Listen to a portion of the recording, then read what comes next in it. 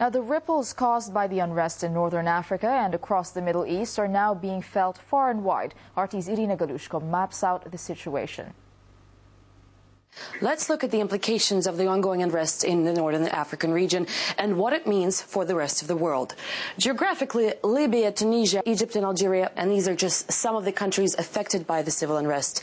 They're just across the sea from Europe. An estimated 140,000 people have already fled unrest in Libya into neighboring Tunisia and Egypt. But the likelihood they'll actually stay there is rather slim.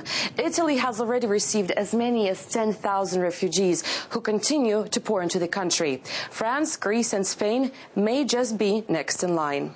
Even before these uprisings, the prospect of massive immigration has always been Europe's worst nightmare. In real terms, it has never been substantial. We have always been below 30,000 possible entries every year. Clearly, the overthrow of the governments poses a whole different set of issues, and what Europe will be able to do it depends on the ability of actually coordinating among some of the governments that are most affected. I mean, imagine if in 2 months' time Colonel Gaddafi is not overthrown. I mean, business cannot proceed as usual after this, so something will have to be done. If we look on the map of Libya in terms of oil production facilities, we'll see that 80% of the oil-producing territories right now are under rebel control. Now, Europe takes over 85% of Libya's crude exports. More than 30% of Libyan oil goes to Italy, 14% to Germany, 10% to China and France, and 5% to the United States.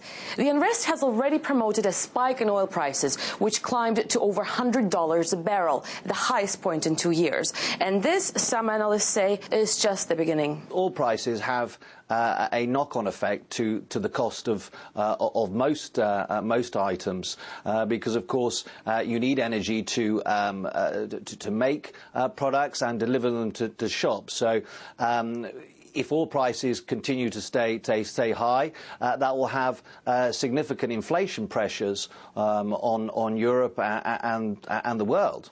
Finally, if a civil war breaks out in Libya, with the country breaking apart, geopolitical implications for the region and for the world cannot be underestimated. The major peril now is the Islamists, radical Islamists coming into power all over the region. You know, these revolutions in Egypt, in Syria, in Tunisia, all over the Arab states, they have not been Islamic yet. You can see that many radical Islamist parties, which have been suppressed by previous regimes like Muslim Brotherhood in Egypt, for instance, and al-Qaeda in Libya. You know, al-Qaeda is very strong in Libya. Actually, Libyan department of al-Qaeda is one of the strongest in the world, maybe the second strongest after the Pakistani one. One of the greatest dangers now is that al-Qaeda and other jihadist networks try to get use of that situation. So the highly volatile situation in this northern African region really bears significance not just for Libya, Egypt and Algeria, but really for the rest of the world. Irina Galushko, RT.